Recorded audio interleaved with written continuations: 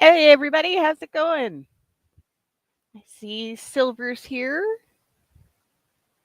Green AB and Sparkle, Silver Sparkles and Crafts. Welcome. Welcome to Tijuana Mama. Don Louder's here. Starting to get some people filtering in. How's everybody's week been so far? I know it's only Tuesday.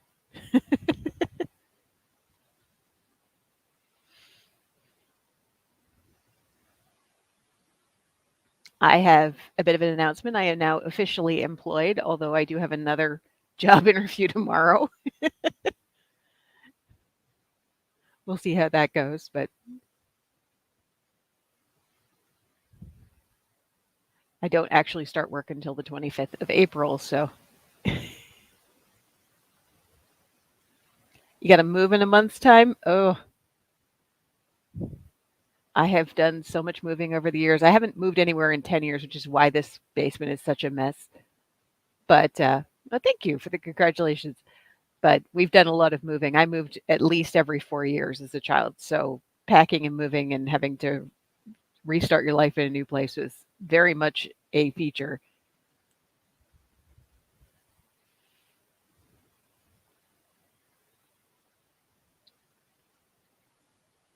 25th of April is your anniversary. Very cool. Caitlin's birthday is the 26th, so she's like, "You got a new job for my birthday." I'm like, "Uh, sure, honey, we'll go with that."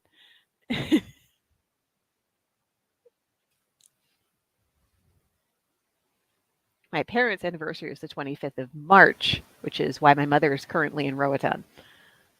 She prefers to make sure that she's distracted around her anniversary.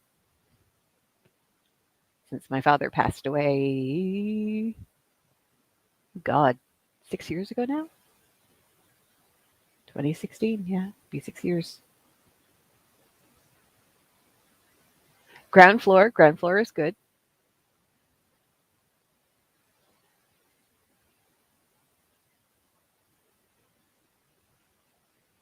I remember having to lug groceries up 5 flights of stairs when the elevator went out. That was no fun. Um,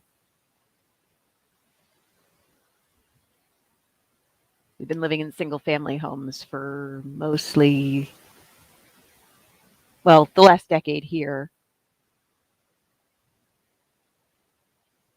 I don't think I could go back to living in an apartment.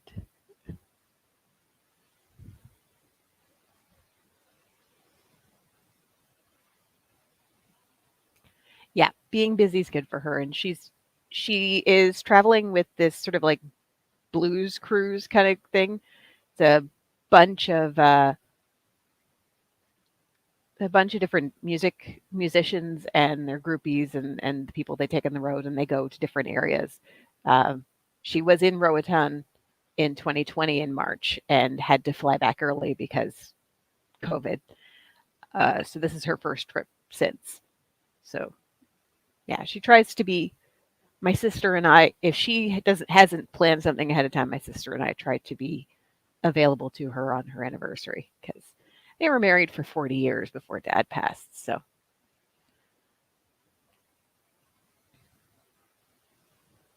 it's a little rough for her. Happier topics. So last week's went really well, and I started thinking about what I want to do for this week. It's like, okay, well, Canadian history is kind of a given. I'm Canadian. Canadian history tends to be overlooked. I had a weird crack theory, and I want to run it by other adults. When we were talking about the Halifax explosion and the fact that it tends to get overlooked on the world stage, I was thinking it might be overlooked more because of Pearl Harbor. Because the Halifax explosion was December 6th, but from the First World War was 1917. And then less than 20 years later, we now have December 7th being when all of the Pearl Harbor and all of the other Pacific stuff happened. So I'm thinking probably one of the reasons why the Halifax explosion kind of fell out of common memory is because of the fact that Pearl Harbor, the anniversary of Pearl Harbor has kind of eclipsed it. That's my crack theory. I don't have anything to back that up. It's just something that I was thinking about. I don't know if that has any basis in fact, but years of being in Canada and having our stuff tend to get eclipsed by the stuff in the US, so it wouldn't surprise me that that's the reason why.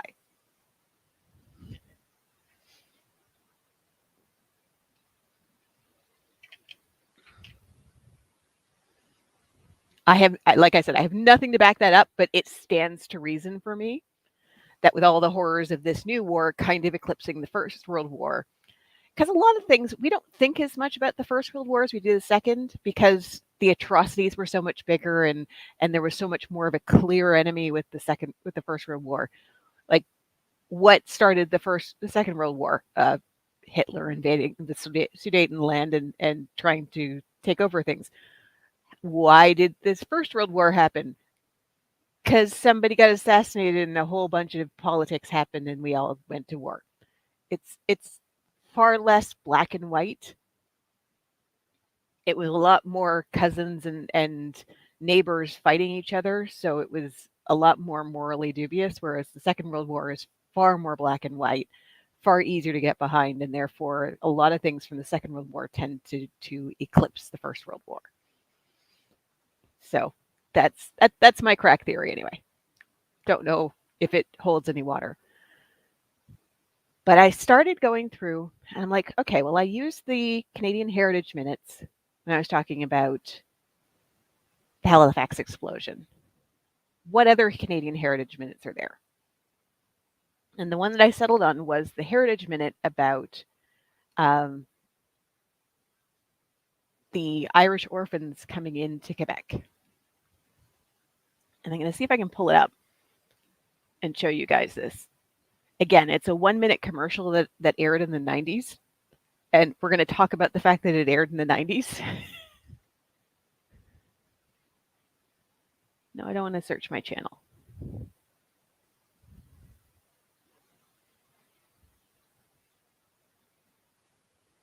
Because it had a lot of subtext that I didn't know anything about as a dumb kid in the 90s.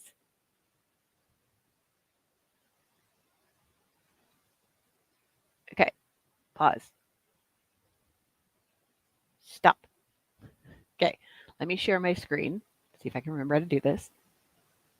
And I'm going to show you this very short little commercial. These were aired in the 90s. No, I don't want to show slides. Share screen. Share screen. We'll share that screen. Share.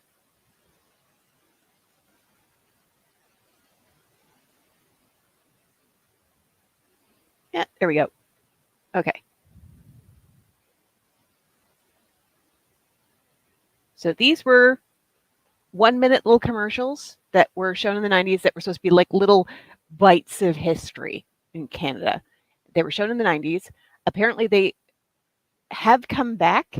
They weren't on air for a while. They've come back. They've actually started making new ones relatively recently. So they are still shown on Canadian TV today. And let's look at the actual screen. Hopefully you guys can hear this.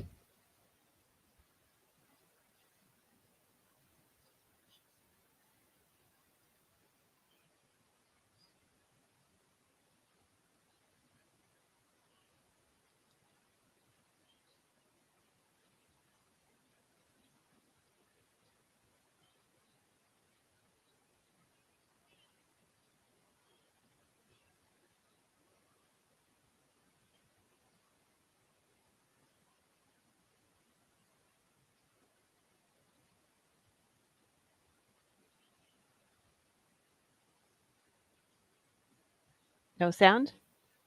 Okay.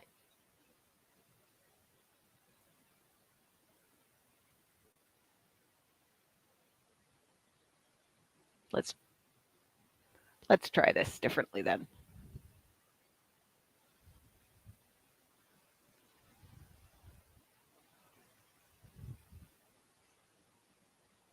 Okay.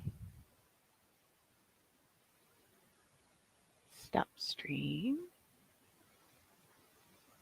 Share screen. Share screen. Share system audio. That's what I missed. Okay, it's this one.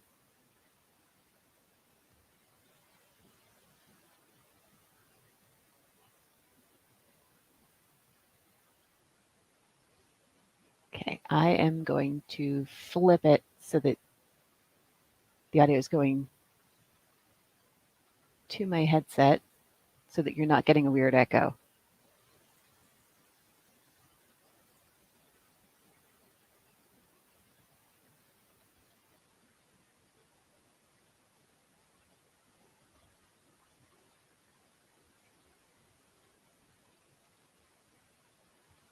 Okay, let's try this again. Might help if I click on the actual screen instead of the screen for.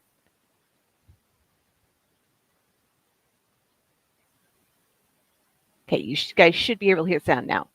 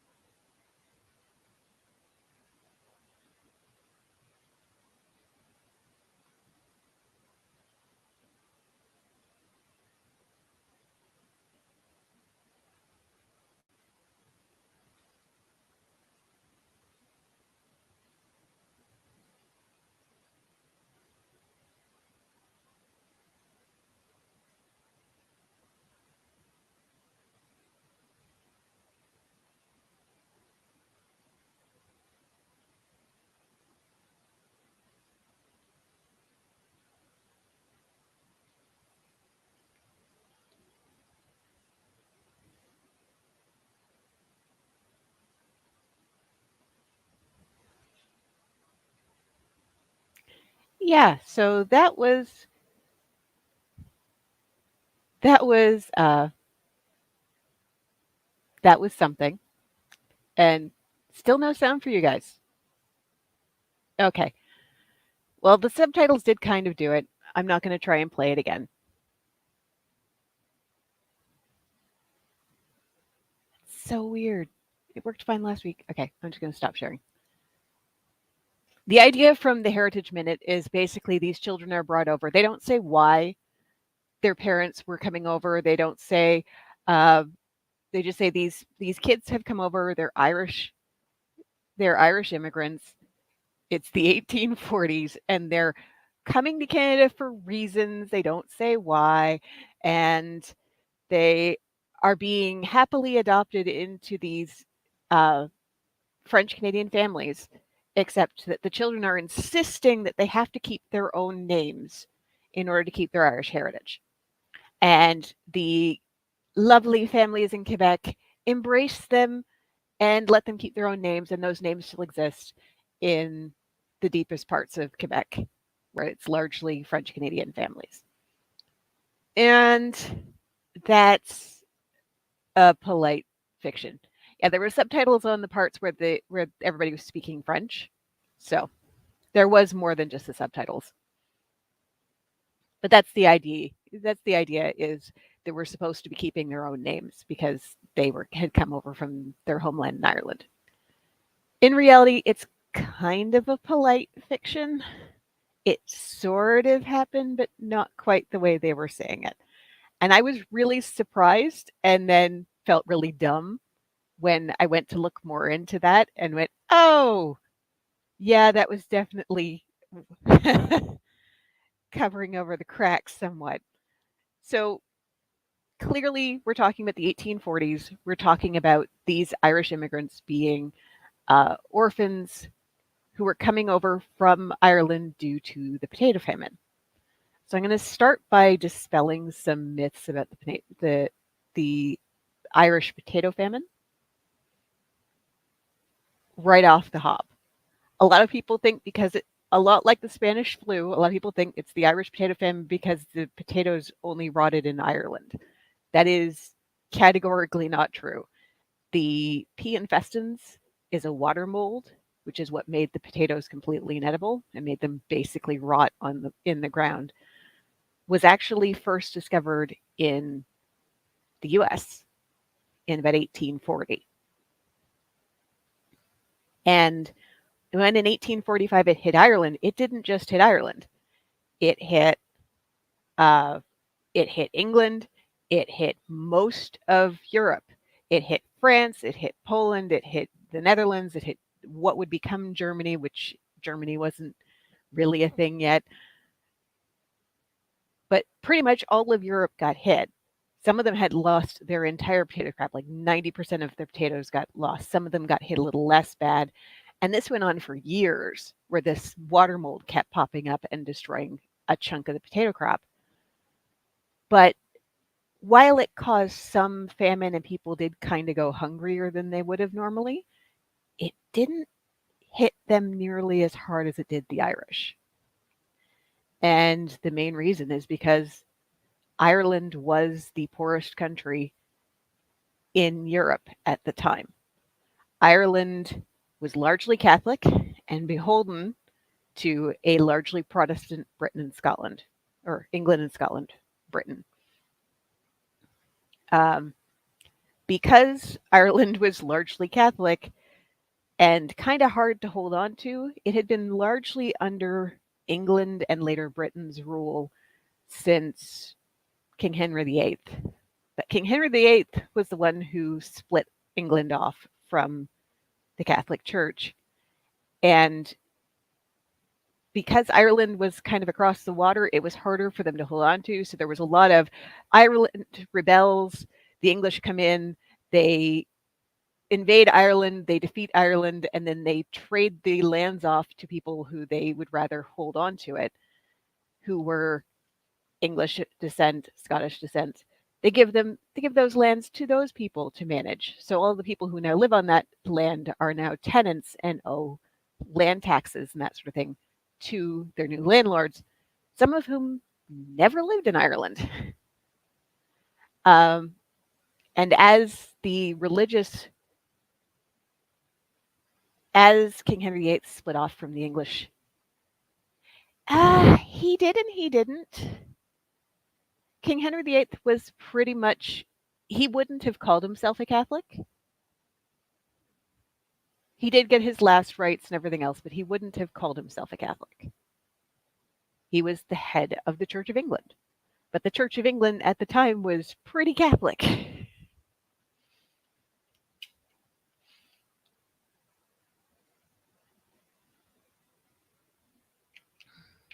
And his son was definitely Protestant. In fact, he was more Protestant reform. But the problem is that the bulk of Ireland was both poor and Catholic, and because of different laws that got enacted by King Henry VIII, by Edward the... Which Edward was King Henry VIII's kid? Sixth, I think? I don't remember. There's a lot of Edwards and Henrys and Charleses and Georges, and trying to keep them all straight is very, very interesting. And later, even Oliver Cromwell during the Interregnum, Catholics eventually were no longer able to hold public office. They were no longer able to pass land down to a single heir. They had to split amongst all of their children. They were no longer able to teach. They were no longer able to become lawyers or pass the bar. There was a lot of anti-Catholic laws set up essentially to impoverish and disempower anyone who professed Catholic faith, and most Irish were Catholic. So by the time the 1840s came along, the Irish Catholics were so poor, they would have basically rags that they were wearing. A lot of them didn't have shoes, and many of the people who didn't own any land would Sunday after church sell their Sunday clothes to a pawn shop, use that money to live off of for the rest of the week. On Friday when they got paid, they would buy their Sunday clothes back from the pawn shop, wear them on Sunday, and then sell them back to the pawn shop to get some money back so that they could actually live for the rest of the week. It was this ridiculous thing, like people who were coming to Ireland just marveling at how awful the conditions were living there, how poor these people were. They raised more than just potatoes on their land, but they couldn't keep anything. Potatoes were dirt cheap. That was the only thing they could keep. Everything else had to be sold to pay these ridiculous land taxes and tenant fees to these landlords, many of whom, if they ever lived in Ireland, had not lived there in generations. And there was usually a ton of middlemen in the middle of there who would take the taxes and then pass it on to the next guy, who'd pass it on to the next guy, who'd eventually get it to the landowner. And each one of them would take a cut. So Ireland basically, unlike other places where they would grow and have livestock, they would grow other crops, they would be more hungry because they didn't have one of their main food crops to eat. Ireland literally would eat 3 meals a day of potatoes. So when the water mold hit, they went completely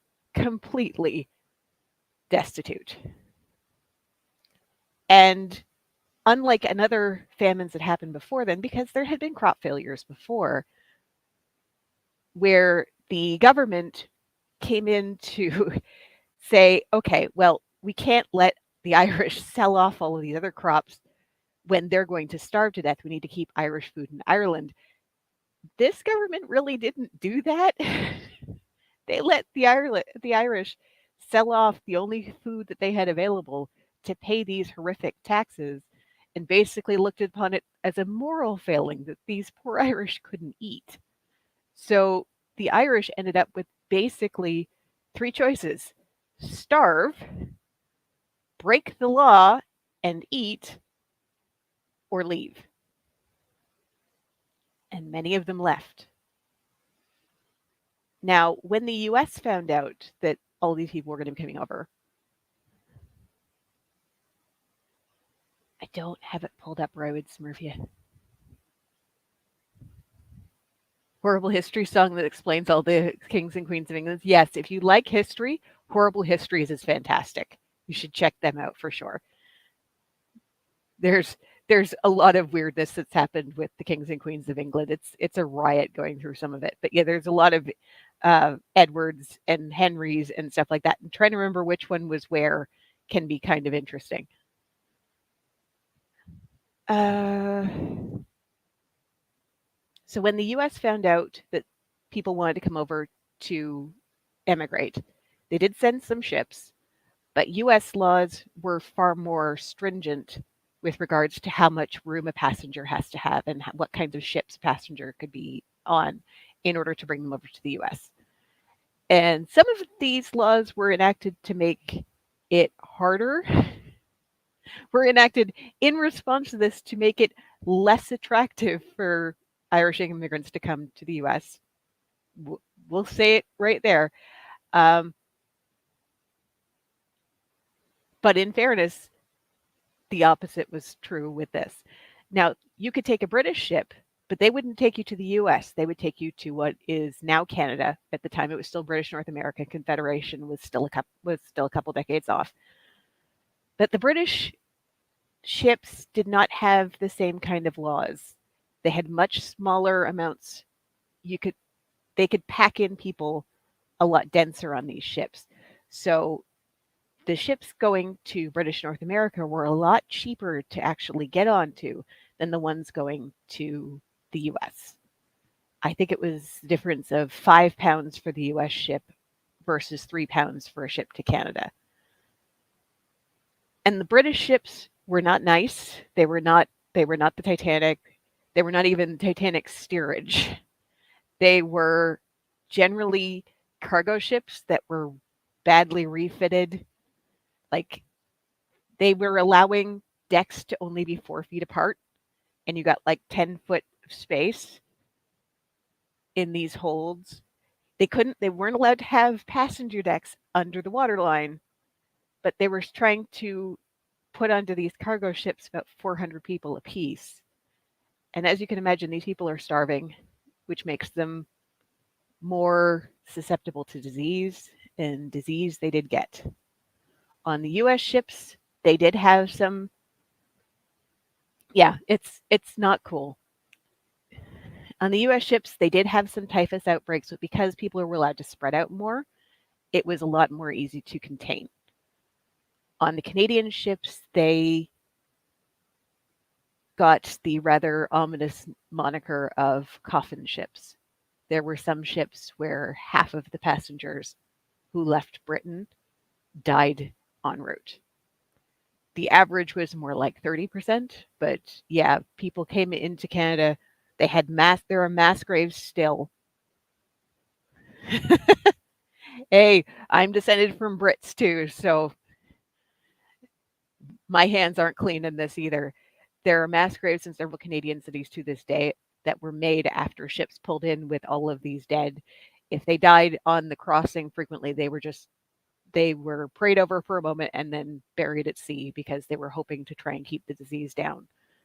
And the conditions were gross. Like they would have slatted bunks up the side of this cargo where you'd basically have to go 4 or 5 to a bunk. And they were slatted, so any liquids or anything that came from the top would fall down to the people on the bottom. So people are sick, they're vomiting, they are too tired to move, so they don't have the chance to do it, and everything just goes down. It's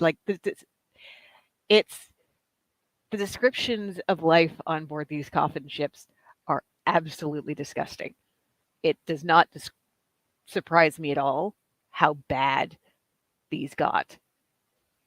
And a lot of these cities, we're going to call them cities, Kingston, Montreal, Toronto, that sort of thing, that started to accept these coffin ships. These were small places.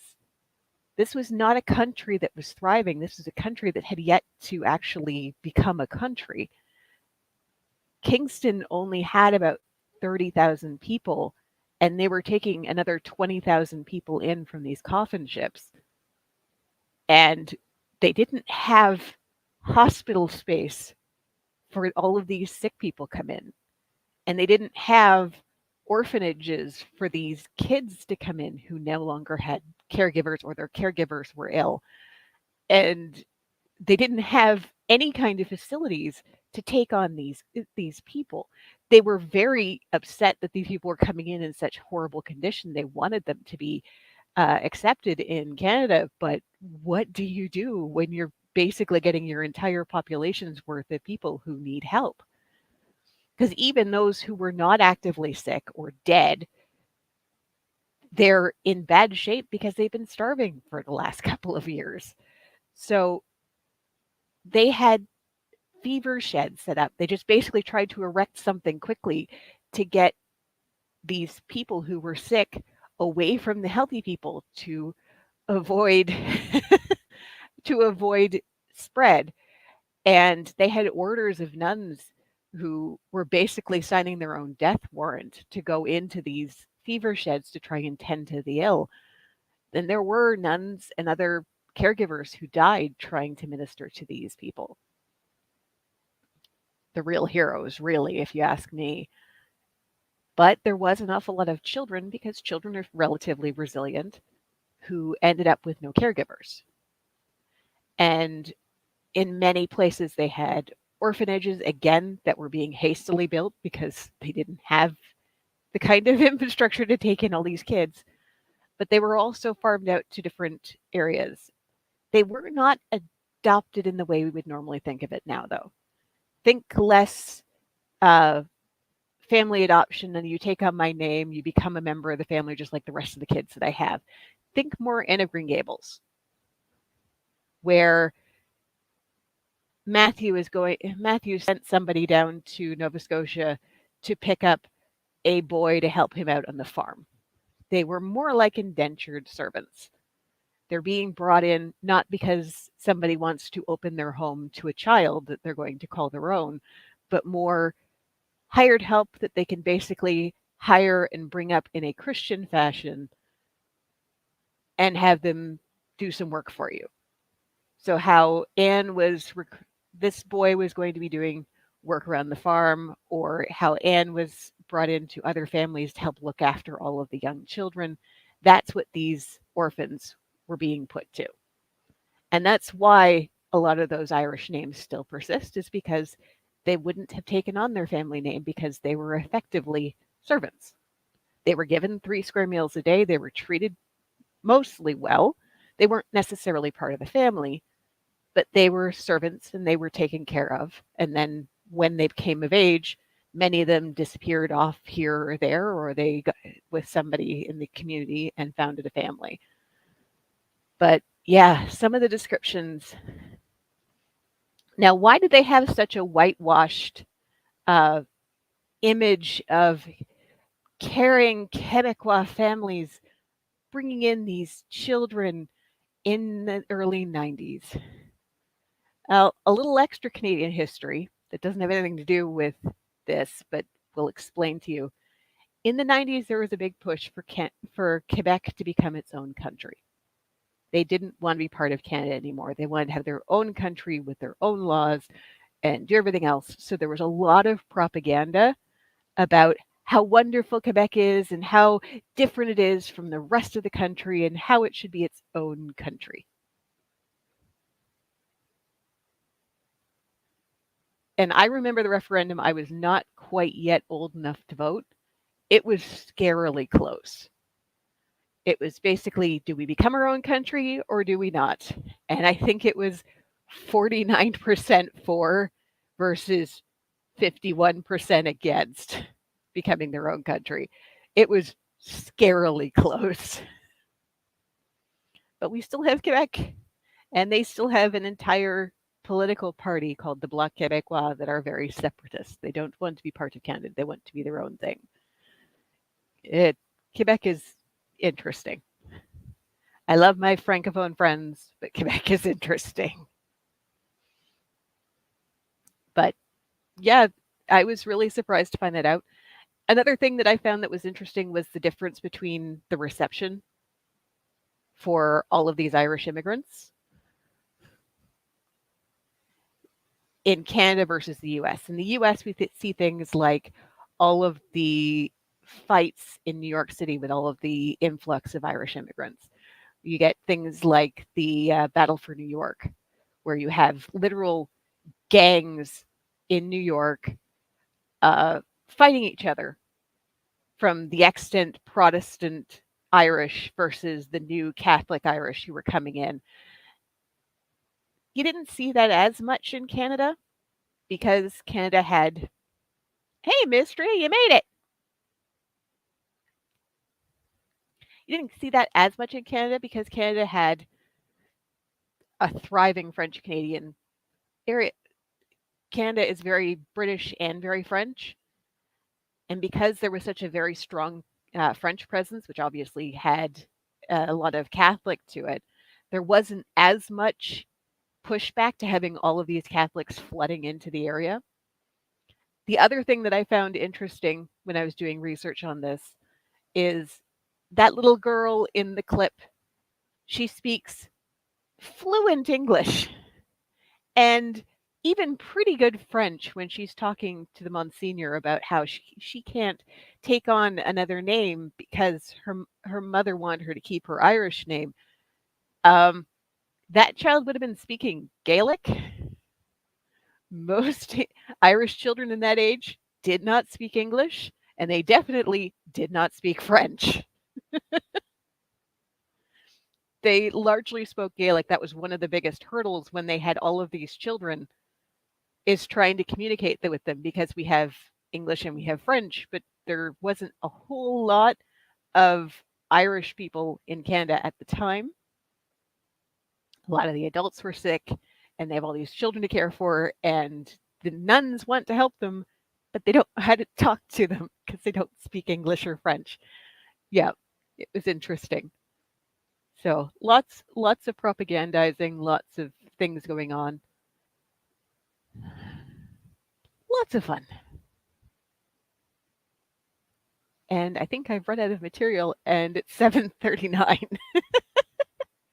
I need to measure these out a little bit better, I think. But yes, if you're interested in history, check out Horrible Histories. I actually brought a Horrible Histories book back with me when I went over to England and Scotland years ago.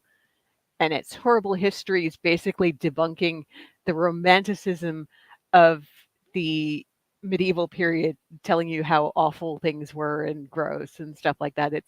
And they're very, very good. The comedy is top notch. So if you like history, check out Horrible Histories. They're lots of fun.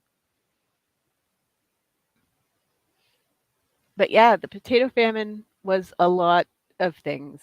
And an interesting thing that I found out is before the potato famine, the Irish population was something along the lines of about 8 million people. It still has not recovered. About a million people died, either of disease or starvation, and multiple millions emigrated. There were actually reports of Irish people intentionally committing crimes in order to get them deported to Australia. Like they would literally wait until they were sure the constable was looking, and then they'd like beat somebody up so that they could be sent over to Australia. There was even a case where a pair of sisters got in trouble for doing something, and the judge was trying to go easy on them and saying, "Okay, well, I'm not going to send you over to Australia. That's an awfully bad punishment. I'm going to try and go easy on you, and you can stay home with your families." And they're like, "If you don't send us to Australia, we're just going to go back out and beat up somebody else."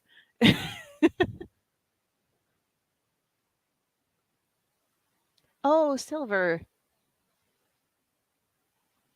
I'm sorry. I thought you were moving in to a different flat. I didn't realize you were moving in with your older brother.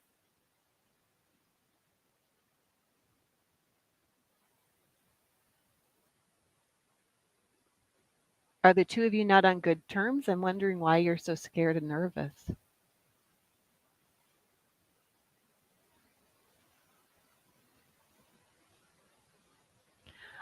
I actually saw something that I wanted to send you since you're getting it back into the crochet. There's a crocheted Celtic knotwork shawl that I thought would look really cool, all done up in like a soft green. Or maybe you could modify it to make like a table cover. I'll have to send that to you, Brandy. I just thought of it. They wanted to go to Australia because there was literally no food in Ireland. Even when the parliament did get off its butt and start setting up things like soup kitchens, the portions of this runny cornmeal soup that they were giving people was not really enough to sustain even a child. Like the starvation was bad. So they were trying to escape the starvation of Black 47 and the potato famine. Now, the instructions on this shell looked a little complicated. I was actually thinking about making it and sending it to you, but I have no money to buy any yarn. My my eyes are bigger than my yarn budget.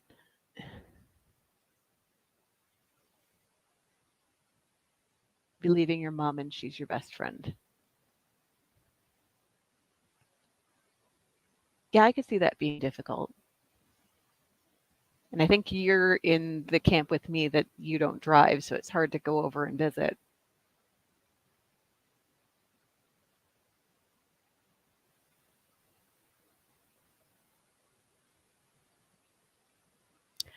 I know all about the anxiety issues, Silver.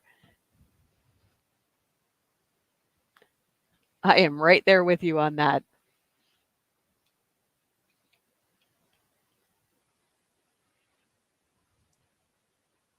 Mine's actually been pretty good. Today, I actually went down to the mall and back by myself, and I did pretty well. So I've been having anxiety issues that have actually been keeping me in the house, and I managed to get down there, get what I needed, and come home and not have a panic attack. So that was good. Yay, cake! Oh, cake testing's like the best part. I don't think we actually did any cake testing for ours. We went to a bakery and said we want vanilla and chocolate cupcakes because we'd been to that bakery many times. Vanilla and chocolate cupcakes, and we want them for our Halloween wedding. And so they started going through all the Halloween wedding stuff that they could do. It's like, no, no, we want it like really Halloween. Well, we had these like little plastic eyeballs and fingers and stuff that we could stick on there, and we're like, perfect, do that. It's like, but that's not very wedding-y. I'm like, I don't care. Do do that. We like that.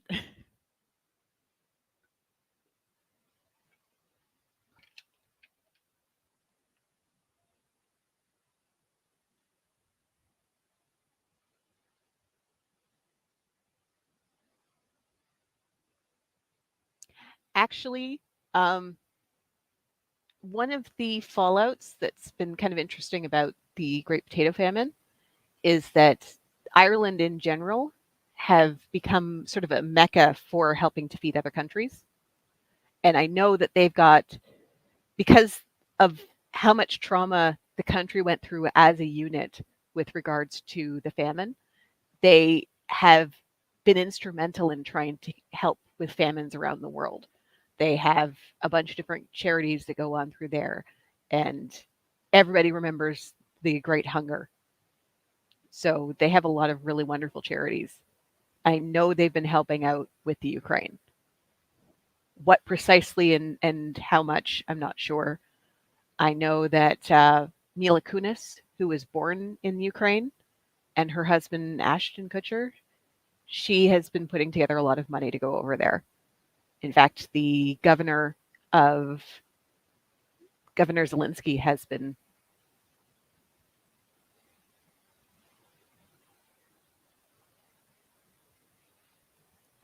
praising them because they've been matching anything that they can raise. Yes, they did try and stomp Gaelic out, but Ireland will not allow it. So they are trying to make sure that Gaelic, it's sort of in a semi-dead state where nobody really speaks Gaelic as their only language. But back in the times of the Great Famine, uh, Gaelic was the primary language in Ireland, especially amongst the poor. Those who were more learned would know probably English and likely even French too, but some poor kid from Ireland would be speaking Gaelic back in those days. They wouldn't be speaking English. But both Ireland and Wales have been trying to bring Gaelic back in a big way. And surprisingly recently, I think it was either in the 90s or the early 2000s, the English government finally apologized to Ireland about how badly mismanaged the Great Hunger was. Because there was somebody who said, I think it was actually an Irish immigrant who later became part of the Confederacy in the US when the Civil War came out, but said something about how the potato famine. All right, honey. Bye, Brandy. The potato famine, basically, that it was the English who made it a famine. It wasn't. It had very little to do with the fact that there was potatoes. There was food enough for the Irish to eat if they'd been allowed to keep it, but it was the English who made the famine, which is mostly true. But there was just as many Scotsmen and Anglo-Irish, like, who did horrible things and made a mess of trying to help those people. It like it's amazing how badly people can stab you in the back when they don't think of you as people. It's just not cool. Another thing that's interesting is that while the potato famine was at its worst in Ireland,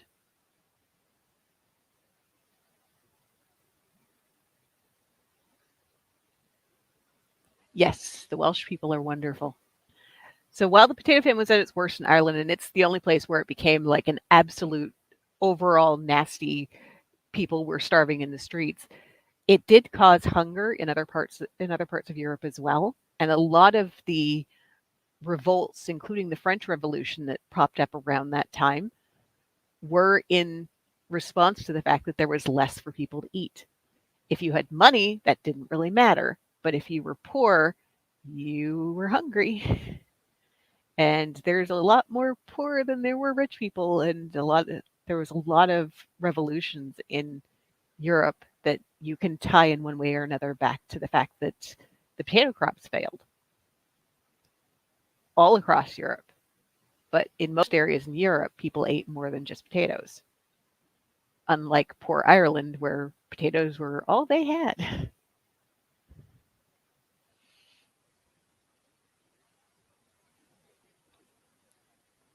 And potatoes get a bad rap these days because people are so worried about getting too many calories and too much starches.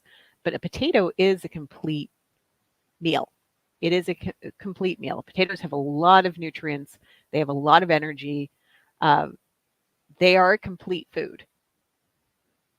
They're probably still not that great for you when you French fry them and cover them in ketchup, but they are very nutritious. So the Irish people weren't starving when they were living on potatoes 3 meals a day. They were starving when the potatoes went bad.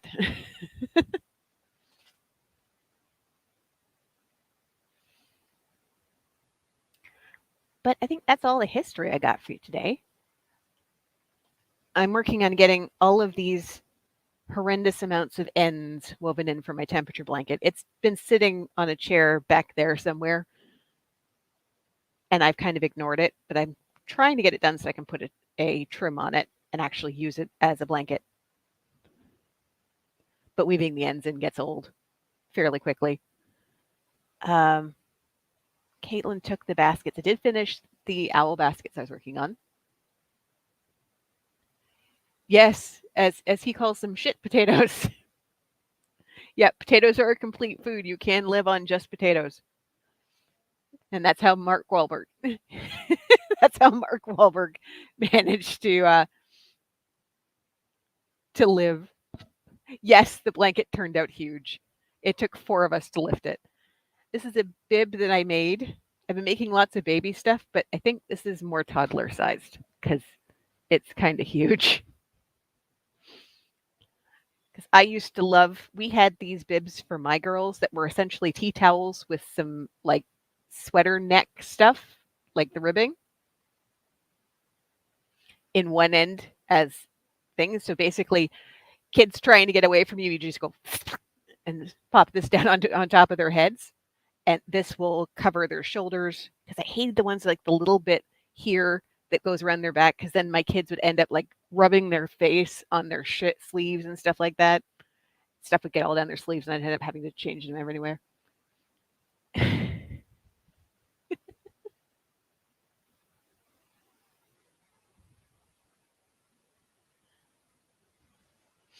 So I made this, but I think it's going to be more for the toddlers than the babies because, like, you could wrap a newborn in this. But this is what I've been working on today. Instead of the same yarn, this is Lily's Sugar and Cream that I got in that haul video I have on my. But this is like a little bandana bib.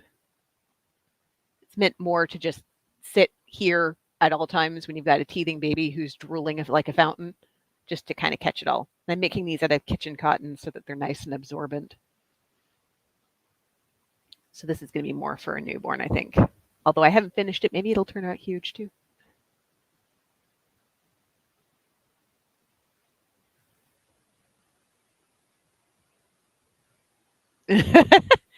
Anyone who's ever fed kids know that they can make the hugest, most outsized mess.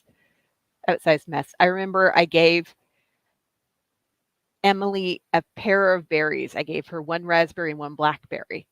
And here I am thinking she's just going to put them in her mouth and eat them, right? One berry. No, no. Kids like to explore.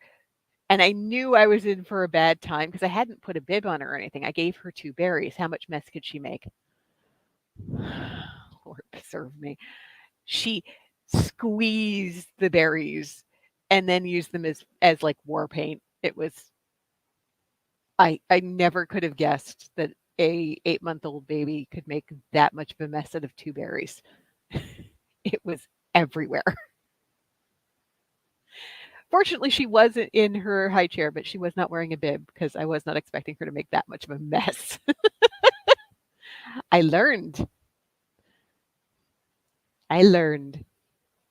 But yes, I saw this pattern and thought this was a fantastic bib for feeding toddlers, or even when they get a little bit older, maybe for arts and crafts, keep paint off their clothes. But again, this is in kitchen cotton, so once it's been washed a couple of times, it will shrink down a little bit, but it'll be nice and thirsty to pick up any spills and that sort of thing. Because a lot of the bibs, they're like little frilly things. It's like, that's not going to protect their clothes. What are you kidding me? I've had kids. I know how this works. And then the only other crochet project that I'm working on is this shawl. And this is one of the kits that I got from Annie's. This is, I would say, probably about a third of the shawl. Where's the instructions gone? They're on the floor. This is what it's going to look like when it's done. Let me get that in frame. Very pretty. No, I love potatoes. I spent 4 years living on Prince Edward Island. Potatoes everywhere. I'll take them French fried. I'll take them sliced evenly into chips. I actually had shepherd's pie for supper. Nice crust of potatoes on the top. Nice thick layer.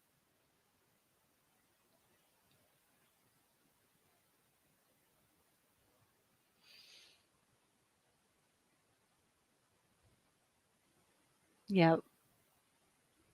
My cousin had a set of twins at Christmas time, and he very adroitly decided that he was going to they were 10 months old at Christmas time. So he and his wife were giving them little tiny bits of the things that we were all having for Christmas dinner. And you could tell he was in full on parent mode because he stripped both of the kids down to their diapers and put them in plastic high chairs with a plastic bib on that could be rinsed out in the sink. It's like, clearly you guys have been here before. And they're like, yep.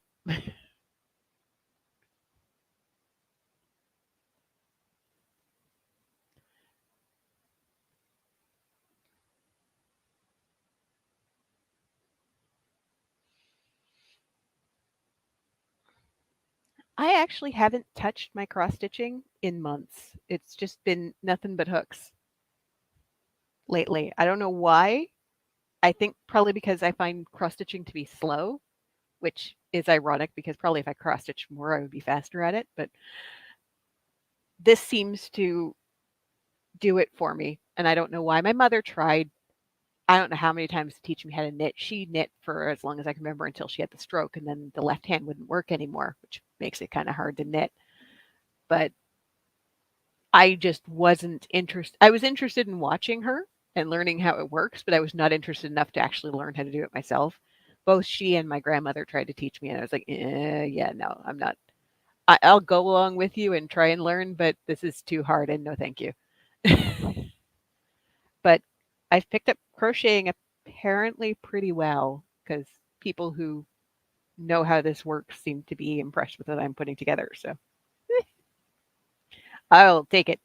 I don't feel like I'm good at this yet, but people like what I make, so we'll go with it.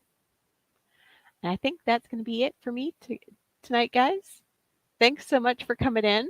I appreciate you guys coming in to hear me ramble. I don't know what next week's topic is going to be. I am enjoying this whole history thing. I do watch a lot of history videos and read a lot of history and that sort of thing. So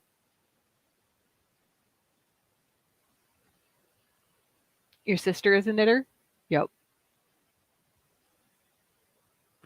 I have heard an awful lot of people have had to give up on things like cross stitching and crocheting just because of carpal tunnel and that. I have tendinitis in my wrists, although it hasn't flared up in years.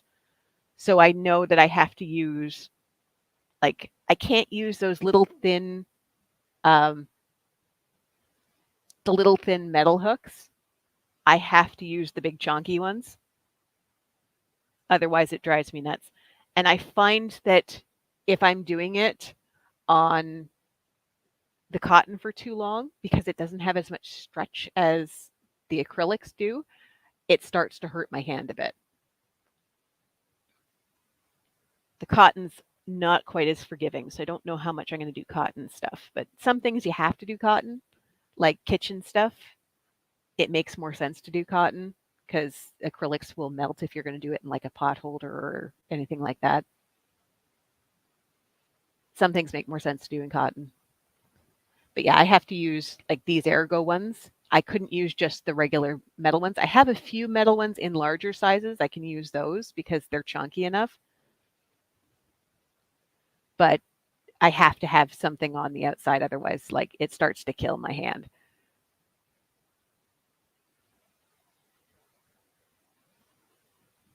I actually saw somebody recently on something that I have that's crochet. I have way too many crochet things where somebody actually broke one of those cheap metal ones. They're like, I didn't mean to.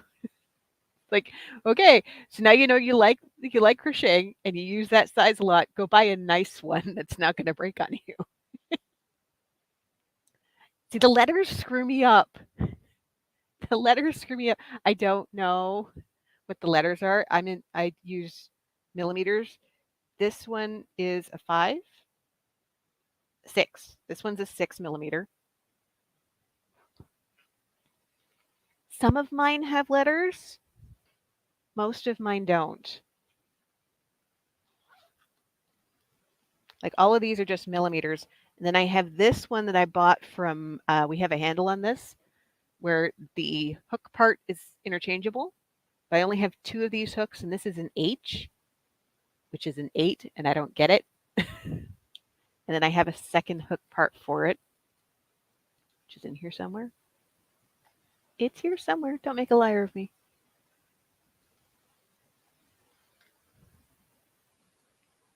Yeah, this is an I, which is a 9. I'm pretty sure when I asked for them, they were 5 and 5.5 millimeters because that was what I was using a lot then. I do like this hook. It's nice and chunky, and it's so pretty. So I'm probably going to have to get more of these ends for this hook. But yeah, most of mine don't have the letters on them. They just have the millimeters. So somebody says, you need to use an I hook for this. I'm like, what?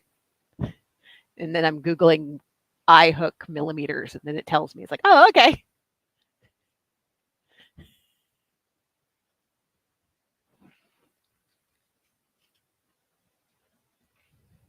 I had to order this one for Emily's. It's a 15 millimeter or PQ hook. Big one. This is the biggest one I have. This is a tulip. Tulip? Clover. It's a clover. I'm okay.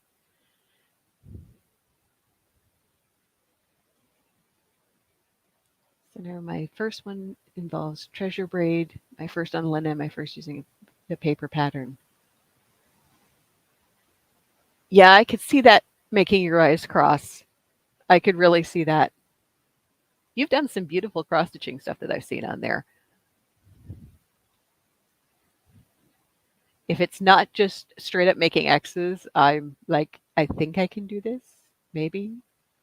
What I need to do is actually drag out my cross stitching stuff and go through it and go, oh yeah, these were so pretty. I need to start working on them again. And then I'll start working on cross stitch again. I just haven't done that because I've been busy.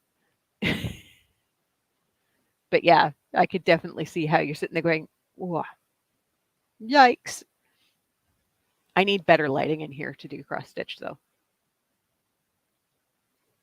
I'm doing some diamond painting, but not a lot. It's mostly been the crochet. Actually developed a fair stash now with all of the stuff my mother keeps buying me. I think my mother's so excited that I'm into doing yarn crafts that she's vicariously living through me and is buying me all this yarn. Oh, it's funny.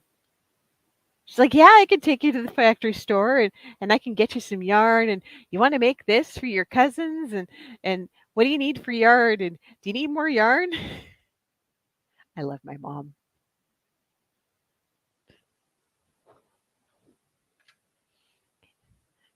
And it makes me feel closer to her.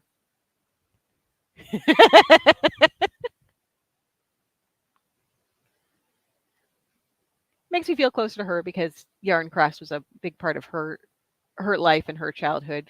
Her mother did a lot of knitting and made a lot of their clothes. And my grandmother on my father's side was the one who was trying to teach me to knit. She was always very handy with that sort of thing. So it always makes me feel a little closer to her because my grandparents been gone for quite a long time. So I like to think that she's somewhere going, hey, she did eventually learn how to use yarn. Good for her.